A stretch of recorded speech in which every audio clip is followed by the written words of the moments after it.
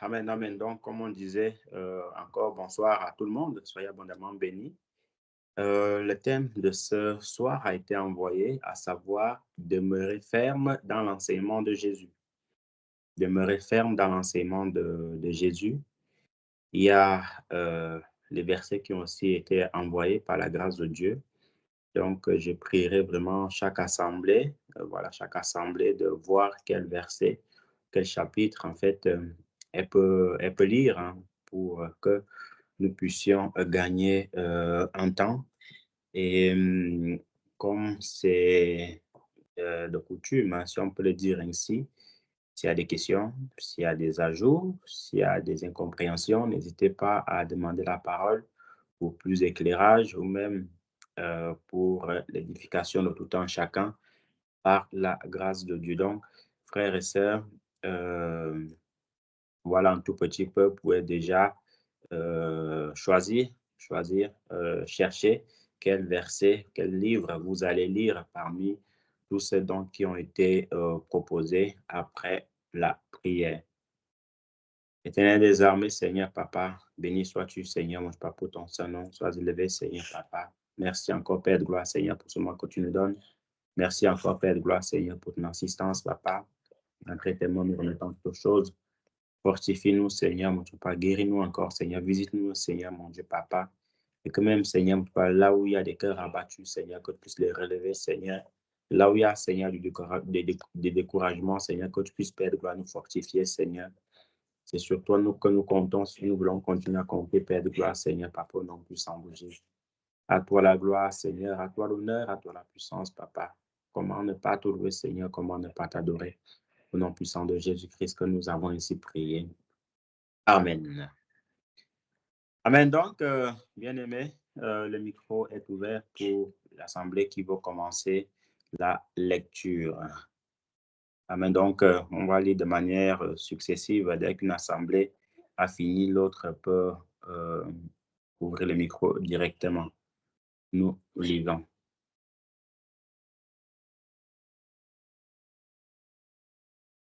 Exode 32, 1 à 6. Exode 20, 1 à 5. Non, je commence par Exode 32, de 1 à 6. Le peuple, voyant que Moïse tardait à descendre de la montagne, s'assembla autour d'Aaron et lui dit, « Allons, fais-nous un Dieu qui marche devant nous, car ce Moïse, cet homme qui nous a fait sortir du pays d'Égypte, nous ne savons ce qu'il est devenu. » Aaron leur dit, « Ôtez les anneaux d'or qui sont aux oreilles de vos femmes, de vos fils et de vos filles, et apportez-les-moi. » Et tous ôtèrent les anneaux d'or qui étaient à leurs oreilles, et ils les apportèrent à Aaron. Il les reçut de leurs mains, jeta l'or dans un moule, et fit un veau en fonte. Et il dit, Israël, voici ton Dieu qui t'a fait sortir du pays d'Égypte. Lorsqu'Aaron vit cela, il bâtit un autel devant lui et il s'écria, demain, il y aura fête en l'honneur de l'Éternel. Le lendemain, ils se levèrent de bon matin et ils offrirent des holocaustes et des sacrifices d'action de grâce. Le peuple s'assit pour manger et pour boire, puis ils se levèrent pour se divertir. Exode 20.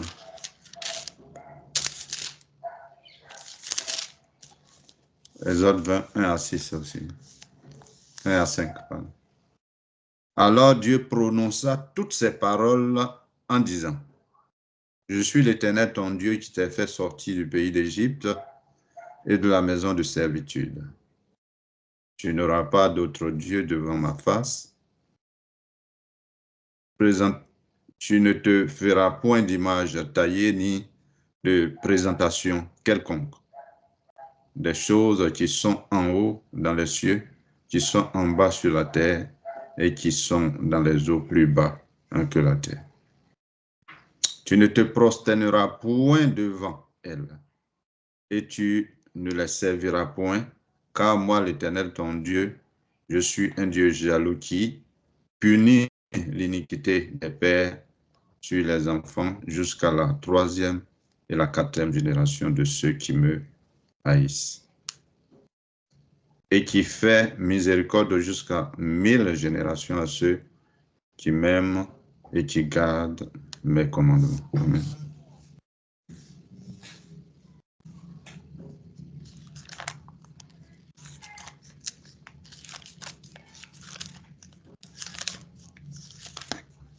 Amen.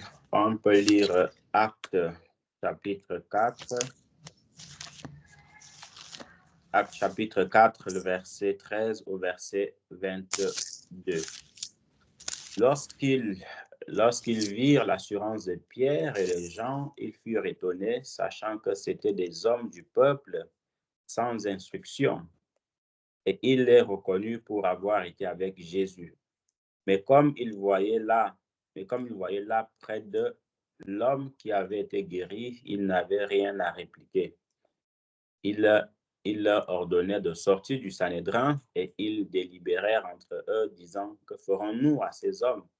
Car ils manifestent pour tous les habitants de Jérusalem qu'un miracle signalé a été accompli par eux et nous ne pouvons pas le nier. Mais afin que la chose ne se répande davantage parmi le peuple, défendons-leur avec menace de parler désormais à qui que ce soit en ce nom-là. Et les ayant appelés, ils leur défendirent absolument de parler et d'enseigner au nom de Jésus. Pierre et Jean leur répondirent: jugez s'il est juste devant Dieu de vous obéir plutôt qu'à Dieu, car nous ne pouvons ne pas parler de ce que nous avons vu et entendu. Ils leur firent de nouvelles menaces et les relâchèrent, ne sachant comment les punir à cause du peuple, parce que tous glorifiaient Dieu de ce qui était arrivé. Car l'homme qui avait été l'objet de cette guérison miraculeuse était âgé de plus de 40 ans. Amen.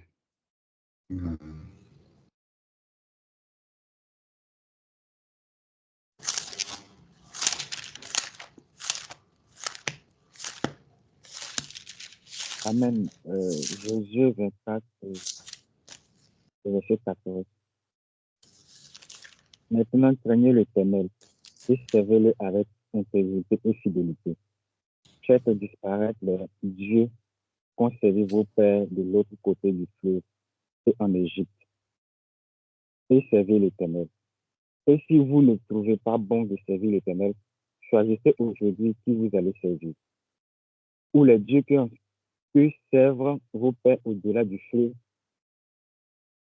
ou les dieux des Amoréens dans le pays desquels vous habitez. Moi et ma maison, nous servirons l'Éternel. Amen.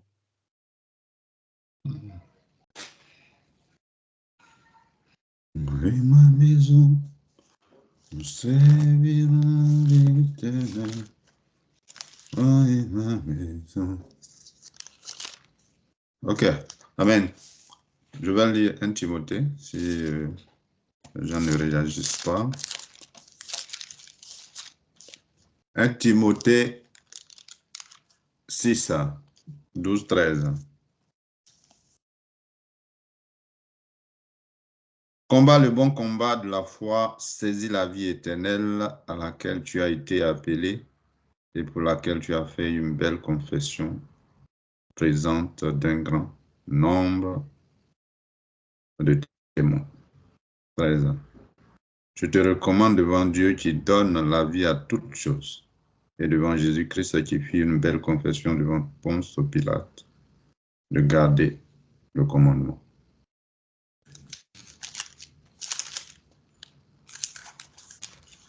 De Timothée 3,16.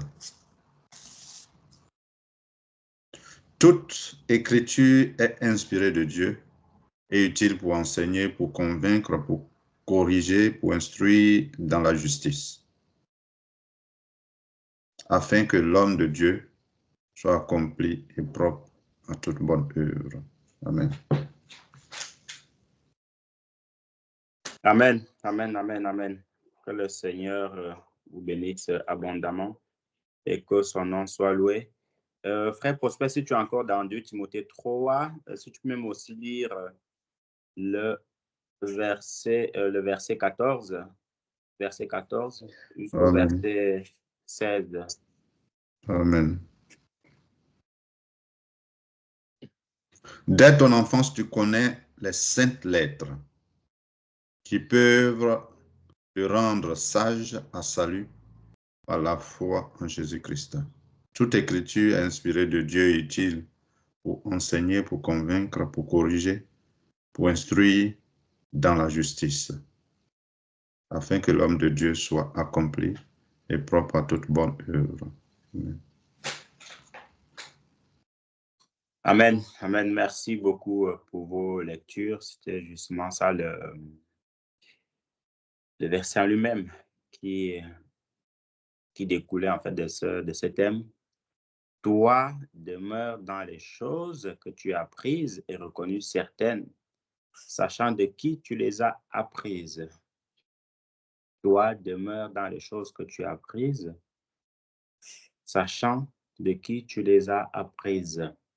Donc, le thème, c'est demeurer ferme dans l'enseignement de Jésus-Christ.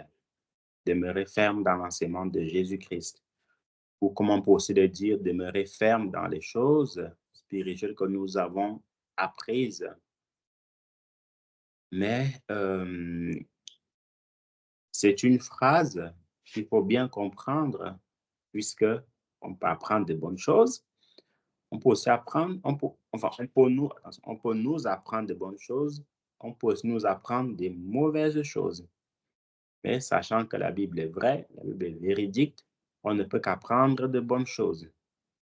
Mais on va aussi voir l'autre cas où est-ce que c'est aussi intéressant de demeurer dans les mauvaises choses qu'on nous a apprises? Parce que nous sommes tous unanimes ici que ce ne sont pas tous qui enseignent la vérité de Christ. Ce ne sont pas tous qui ont été appelés de Jésus-Christ. Ce ne sont pas tous qui ont à cœur l'œuvre de Dieu. On appelle ça en fait enseigner des coléquintes sauvages. Vous savez, en Afrique, il y a cette herbe-là qu'on appelle le coléquinte sauvage. C'est une herbe, quand on la touche, ça pique. Voilà, ça pique, ça gratte. C'est une herbe qui n'est pas intéressante. Et souvenez-vous, dans l'histoire du prophète Élisée, quand ces 40 fils de prophètes avaient fait appel à lui, il a dit, allez-y dans les champs, allez-y cueillir la bonne herbe. Ils sont allés cueillir les coléquines sauvages. Après, ils ont dit à Élisée, homme de Dieu, la mort est dans le pot. Ça veut dire quoi? Ça veut dire que c'était une herbe qui était empoisonnée, c'était une herbe qui n'était pas bonne. Voyez-vous? Donc, il y a les bons enseignements, il y a aussi les mauvais enseignements. Donc, on va voir les deux. Et comme vous le savez, dans toute chose, il y a toujours le bon, il y a le mauvais. Il y a le bien, il y a le mal. Ainsi de suite, ainsi de suite.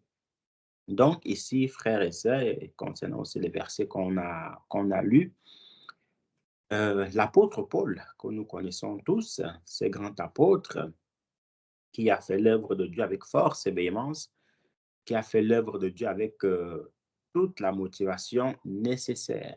Il a eu ce qu'on appelle les fils spirituels. Il y en a deux qu'on connaît principalement, à savoir Timothée et Tite. Il y en a aussi eu d'autres. Mais ici, il va apprendre Timothée, il va lui inculquer, la parole de Dieu va lui inculquer les rudiments spirituels. Et vers la fin, là-bas, il va lui dire, toi demeure. C'est très important ce mot-là, ce verbe. Vous savez, à l'école, on nous apprenait toujours qu'il y a deux verbes. Il y a les verbes d'état, donc le verbe tu restes là, donc tu ne bouges pas. Il y a les verbes d'action, c'est il faut y aller. Mais l'apôtre Paul va employer ici en fait le verbe d'état, donc rester vraiment à l'endroit. Toi, demeure. Demeurer, donc ça veut dire ne bouge pas. Vous voyez? Ne bouge pas. Reste fixe, reste imbibé, reste là. Ne bouge pas d'un iota sur ce qu'on t'a appris, sur ce que j'étais appris. Vous voyez? C'est ce que l'apôtre Paul a dit à Timothée. Même encore à lui, il va encore plus loin en disant « et reconnu certaines, sachant de qui tu les as prises ». Il est important d'avoir premièrement un bon maître qui nous enseigne la parole du Seigneur. Il est important d'être très bien encadré parce que quand on est très bien encadré, on a de fortes chances de réussir, on a de fortes chances d'aller loin et on a de fortes chances d'arriver, d'atteindre en fait notre objectif. Voyez-vous, c'est ce que l'apôtre Paul a dit à Timothée. Et reconnu certaines. C'est très important, ces deux mots aussi, et reconnu certaines. Donc, ça veut dire quoi? Ça veut dire que on nous a appris, on a dit Amen parce que vous savez, Amen, ça veut dire ainsi soit-il, ça veut dire j'accepte ce qui a été dit, c'est la vérité, ainsi de suite, ainsi. Donc, l'apôtre Paul est en train de dire à Timothée que toutes ces choses-là que tu as reconnues ou tu as dit Amen, il faut demeurer ferme là-dedans. Voyez un peu. Donc, en tant qu'enfant de Dieu, nous devons rester fermes dans ce que la Bible nous a dit. Nous devons rester fermes dans ce qu'on nous a enseigné par la grâce de Dieu. Voyez, c'est un thème plus ou moins vaste parce que ça concerne beaucoup de choses. Voyez, ça concerne beaucoup de choses. Et c'est dommage parce que les enfants ne sont pas là puisque c'est aussi un thème qui concerne tout le monde, les enfants aussi. Pourquoi? Parce que le Seigneur nous dit dans sa parole, dans le livre des Proverbes, que instruit l'enfant selon la voie qu'il doit suivre et quand il sera grand, il ne s'en détournera pas. Ce qui veut dire quoi? Ce qui veut dire que tout prédicateur, tout enfant de Dieu, tout homme de Dieu doit enseigner ses enfants à la maison, doit avoir des moments de partage, doit avoir des moments d'enseignement dans sa maison avec sa famille, avec ses enfants. Vous voyez un peu? Il doit leur inculquer les valeurs chrétiennes, leur inculquer les valeurs de Christ. Parce que vous savez, plus tard, ces enfants-là, leur majorité, même ceux qui sont de manière précoce, ils vont quitter la maison beaucoup plus tôt. Et ces enseignements-là, en fait, vont les aider à être des hommes plus tard, certainement des futurs prédicateurs. Et le but, c'est qu'ils restent fermes, ils demeurent fermes dans ce qu'ils ont appris. Surtout dans le monde dans lequel nous vivons, où tout va vraiment en vrille, où c'est la catastrophe. Ou comme la Bible dit, le bien est appelé mal et le mal est appelé bien. Hier, on parlait touchant un petit point sur l'homosexualité, où on dit que l'homosexualité est bien, il faut encourager des genres de choses, où on enseigne aux gens que non, mais t'inquiète pas, si jamais tu veux changer de sexe, n'hésite pas, hein, c'est la liberté. Ouais, c'est la liberté dans tous les sens. Hein. C'est la liberté dans tous les sens. Il n'y a plus de frein. Voyez, il n'y a plus de frein. Tu veux faire ce que tu fais, ce que tu veux. Et c'est ça maintenant la grande erreur de laisser aux gens, de dire aux gens en fait que tu fais ce que tu veux. Et comme on disait, et nos enfants, là, en fait, voyez-vous, ils vont partir, ils vont quitter la maison. Et dans notre maison, nous devons leur enseigner, comme on disait, ce que le Seigneur a dit. Parce que nous ne sommes pas à l'abri de ces choses. Hein. Il faut vraiment le savoir, nous ne sommes pas à l'abri de ces choses. Nos enfants, surtout, ne sont pas à l'abri de ces choses. Mais vraiment pas du tout. Oui. Par exemple, à la maison, nous devons enseigner à nos enfants que l'homosexualité, c'est mauvais. Nous devons leur enseigner que le lesbianisme, c'est mauvais. Nous devons leur enseigner que l'idolâtrie, c'est mauvais. Parce qu'une fois qu'ils vont quitter la maison, beaucoup, surtout de ceux-là, en fait, qui ne prenaient pas en considération les valeurs chrétiennes, on dit Alléluia, youpi. Je me suis débarrassé de ces deux-là, donc de papa et maman, qui chaque dimanche, chaque mercredi, me disaient que viens, c'est ça, partage. Ils vont se dire Alléluia, je suis délivré de ces gens-là que j'entendais même plus la voix c'est un exemple, du frère Mathieu ou de la sœur Émilie ou la sœur Irène. Alléluia, je suis délivré, j'ai ma liberté. Et ce genre d'enfant, il n'est pas très loin, voyez-vous, il n'est pas très loin de se détourner. Il n'est pas très loin de se détourner. Pourquoi? Parce qu'il il n'est pas resté ferme, il n'a pas demeuré ferme dans l'enseignement qu'il a appris à la maison. Voyez un peu. C'est très important. Et la Bible nous dit encore que nous vivons dans un monde de perversion.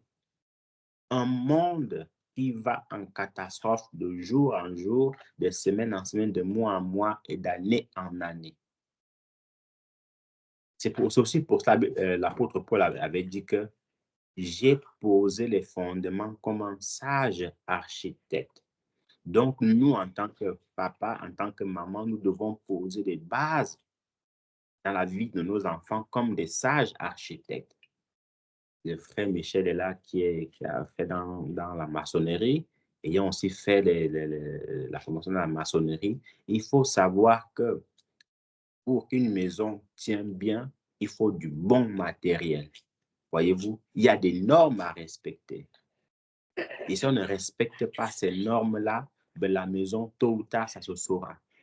Aujourd'hui, parfois, nous voyons des maisons avec j'oublie toujours ce mot-là, donc avec de la corrosion, avec de la rouille, avec la moisissure. Pourquoi on fait ce genre de choses?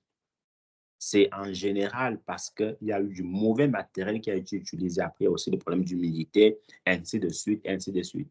Mais maintenant, la question qu'on veut se poser, c'est que pourquoi les palais royaux n'ont pas forcément d'humidité? Pourquoi ces maisons des riches et n'ont pas d'humidité? La raison simple, c'est que quand on construit ce genre de maisons, c'est avec du bon matériel, du très bon matériel. Donc, il est important que quand nous posons les fondements, que nous posons des bons fondements, quand nous construisons la vie de nos enfants de manière spirituelle, nous devons poser des bons fondements. Et nos enfants doivent être de ceux-là que, quand on n'est pas là, ils doivent se dire que non, je dois demeurer dans l'enseignement qu'on m'a enseigné à la maison. Je dois demeurer ferme dans ce que papa a dit. Et nous-mêmes aussi, en tant qu'enfants de Dieu, nous devons nous dire que je sois à l'église, je sois connecté sur Skype ou je sois au travail, ce que j'ai appris, je dois le mettre en pratique. Parce qu'il y a aussi parmi les adultes, hein, la Bible s'arrête seulement quand on médite comme ça, quand on dit que, bon, est-ce que tel frère peut lire, est-ce que telle sœur peut lire? Voilà là où sa lecture s'arrête. Le reste là, le prochain rendez-vous, dimanche, mercredi, vendredi, non. Pendant que Josué est en train de dire que Josué 1, le verset 8, que ce livre de la loi ne s'éloigne point de ta bouche, médite-le jour et nuit. Elle n'est pas en train de dire que médite-le une fois par mois, médite-le une fois par semaine. Non, médite-le jour et nuit, donc de manière quotidienne. Voyez? Comme ça, au moins, on va rester accroché, on va rester attaché, on va rester filer sur les choses spirituelles. C'est ça, demeurer ferme. Et il y en a même encore d'autres. À l'église, on enseigne que, voilà, en tant que chrétien, nous devons nous allier ou si on veut commencer les fiançailles, nous allier avec ceux qui ont ou celles qui ont en fait l'amour de Jésus, qui ont reçu le Seigneur, qui marchent dans la voie du Seigneur. Mais nous, dès qu'on se détourne, on commence à faire à notre sauce.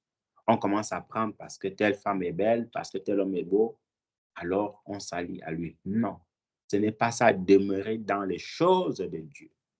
Non. Et c'est important de demeurer dans ces choses. Dans quelle mesure? Dans la mesure où c'est pour notre foi, c'est pour notre stabilité spirituelle. Voyez un peu.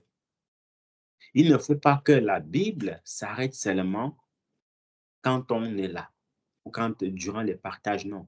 La Bible, la vraie vie chrétienne, c'est ce qu'on vit, c'est ce que nous vivons au quotidien. C'est ce que nous vivons quand nous sommes à la maison, c'est ce que nous vivons quand nous allons au travail, c'est ce que nous vivons quand nous sommes à l'église, ainsi de suite, ainsi de suite. Voyez un peu. Parfois, nous voyons souvent, comme on dit avec les enfants, beaucoup d'enfants se détourner. Pourquoi? Frère Prosper, micro ouvert. Pourquoi? Parce que beaucoup ne sont pas restés fermes dans l'enseignement. Parfois même, on a enseigné à la maison plusieurs fois que l'homosexualité c'est mauvais, on a enseigné que le vol c'est mauvais, on a enseigné que faire le mal c'est mauvais, mais ça n'empêche pas beaucoup. Mais attention, on fait bien la différence entre, en tant qu'enfant, il y a des bêtises, voilà. Qu'un enfant au monde, hein, si ce n'est le Seigneur Jésus-Christ, hein, aucun enfant au monde n'a jamais pas dit qu'un enfant n'a pas fait des bêtises. Non, tous les enfants, tous, sans exception, font des bêtises. Vous voyez? Maintenant, où je vais attirer l'attention, c'est à quel niveau certains enfants y vont. À quel niveau, quel degré, en fait, atteignent-ils?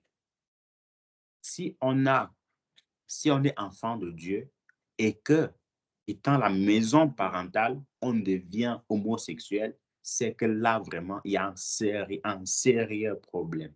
Si en quittant la maison parentale et que plus tard, on devient un chef de gang, c'est que là, il y a un sérieux problème.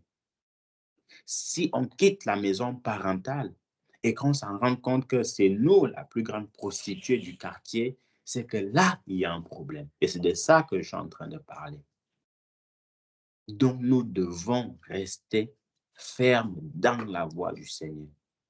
Ou, encore un autre exemple, en quittant la maison parentale, on devient un grand Didier pour les boîtes de nuit. Mon frère, fiston, qu'est-ce qui n'a pas marché? Qu'est-ce qui n'a pas marché ou qu'est-ce qui n'a pas cloché? À la maison, on enseignait que la musique du monde, c'est mauvais. À la maison, on enseignait que ces choses n'honorent pas le Seigneur. Mais te voilà, grand Didier dans les boîtes de nuit. Qu'est-ce qui n'a pas fonctionné?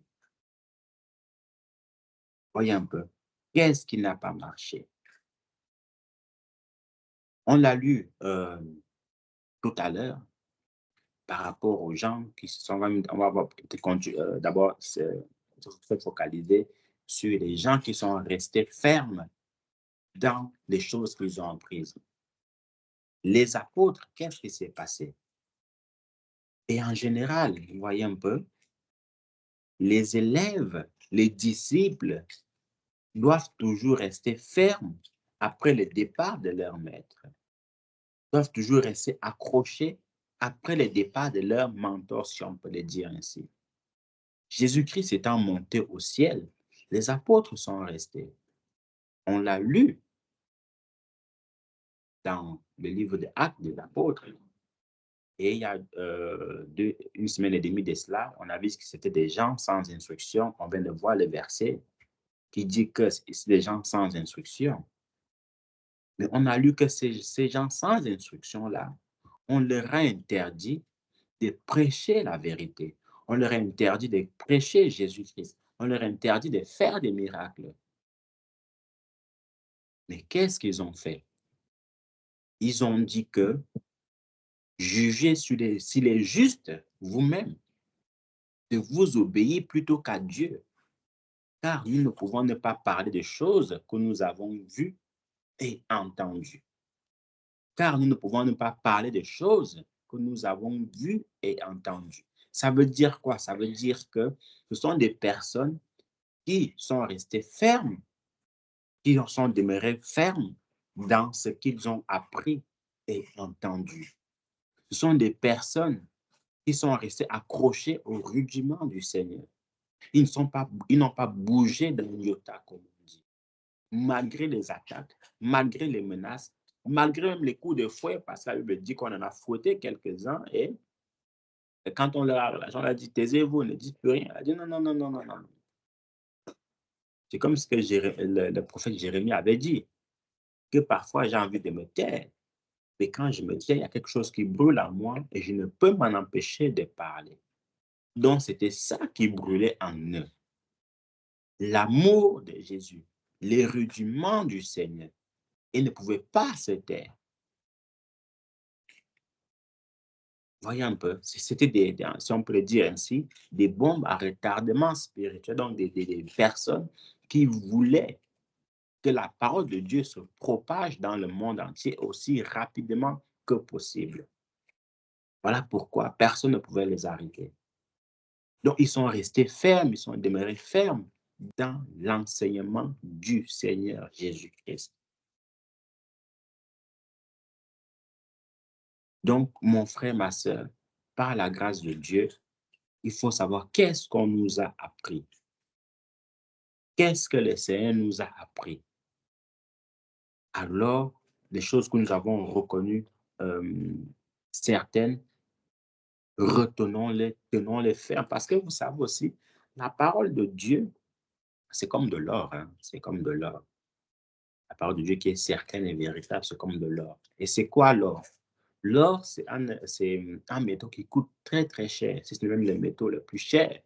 Raison pour laquelle on ne donne pas au premier de la course la médaille d'argent et la médaille de bronze. Non. C'est la médaille d'or qu'on donne au vainqueur, au premier de la course. Parce que l'or, ça coûte cher. Voyez un peu. Et l'or, en fait, il faut l'entretenir dans des coffres très précieux. Et l'or, il faut le chérir. Ça veut dire quoi? Ça veut dire qu'il faut, quand on voit qu'il y a un peu de saleté, il faut le nettoyer. Quand on voit qu'il y a quelque chose qui ne va pas, il faut le nettoyer. Donc, c'est pareil avec la parole de Dieu. Nous devons la maintenir. Nous devons l'accrocher à notre cœur. Nous devons, en fait, la jalouser. Nous ne devons pas laisser qui que ce soit venir l'enlever de notre cœur. C'est la chose la plus précieuse pour l'enfant de Dieu, la parole de Dieu. Voyez un peu. Et les apôtres, c'est ce que les apôtres, en fait, ont fait.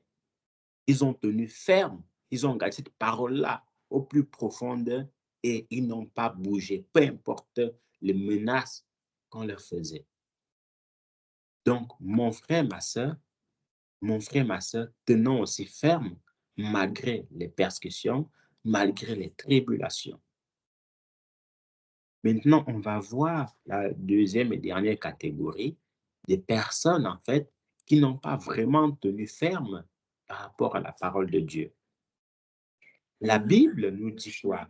On a lu dans Exode 30 là-bas. Avant même d'arriver dans Exode 30 là-bas, dans Exode 20, le Seigneur avait dit que tu ne te feras point d'image taillée. Tu ne te feras point d'image taillée. Voyez? En gros, tu ne te feras point d'idole. Et qu'est-ce qui s'est passé? Voilà que Moïse étant absenté, le peuple a trouvé bon de se faire un Dieu enfant. Donc, en gros, de se faire une idole. Le peuple a trouvé un moyen de désobéir à la voix du Seigneur.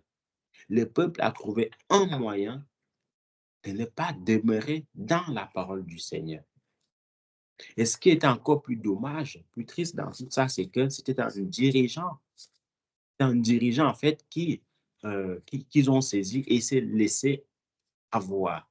Il s'est laissé, comment dirais-je, par la pression du peuple, il s'est laissé aller. Pourtant, c'est écrit dans le livre que tu ne te feras point d'image taillée. Voyez un peu. Et ils se sont détournés. Donc, le détournement dans la parole de Dieu, ce n'est pas bon pour qui que ce soit. Voyez? Non, mais vraiment pas du tout. Maintenant, voyons sur le cas de ce qu'on nous a appris.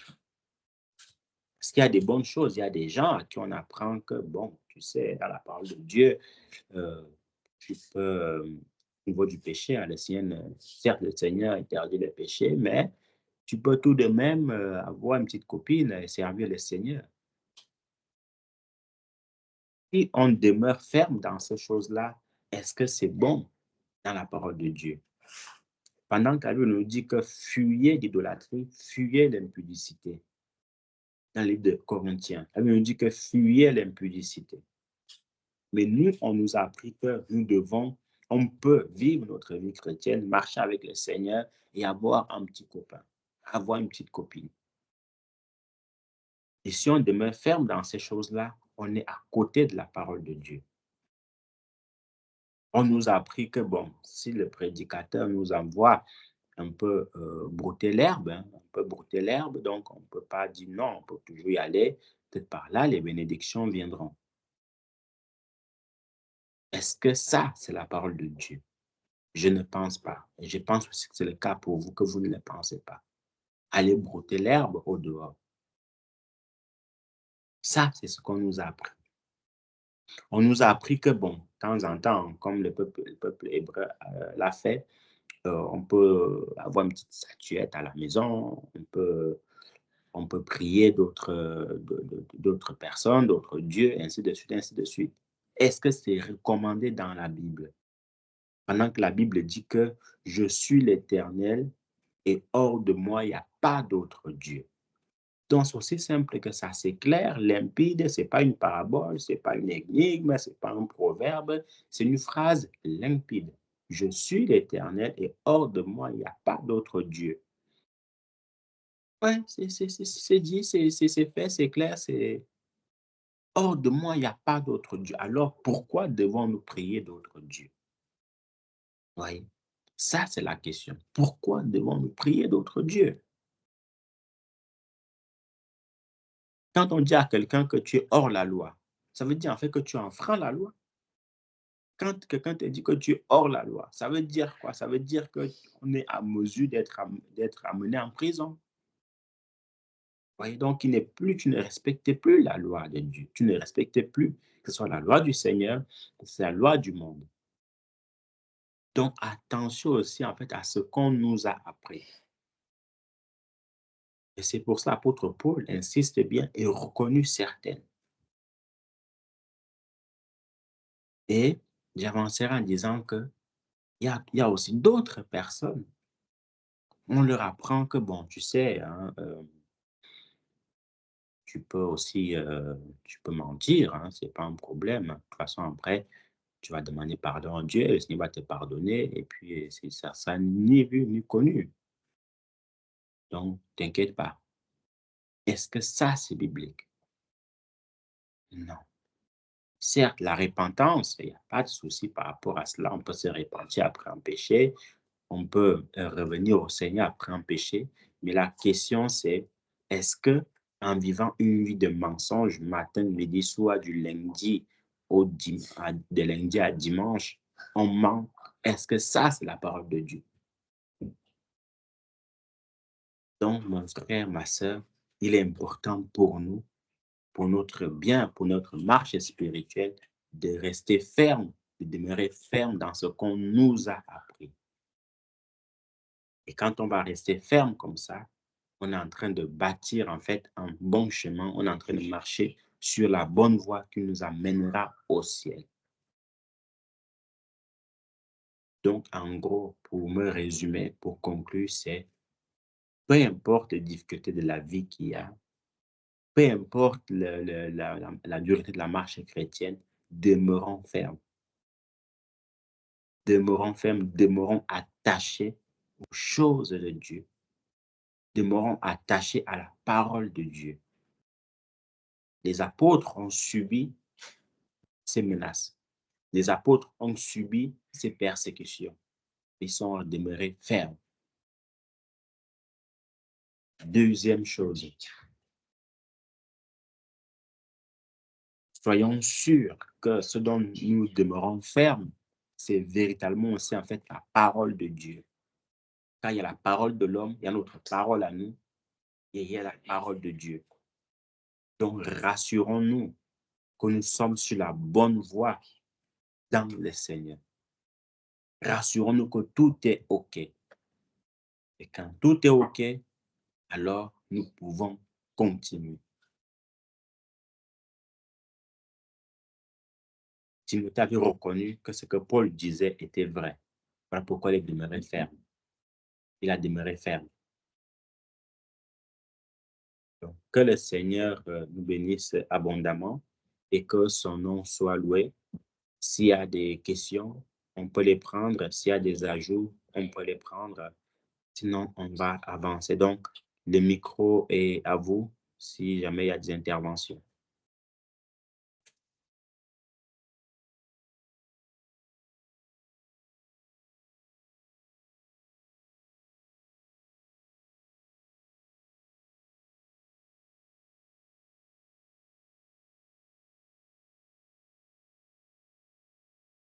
Amen. Ne voyons pas de réaction. Que le Seigneur soit loué, que le Seigneur soit abondamment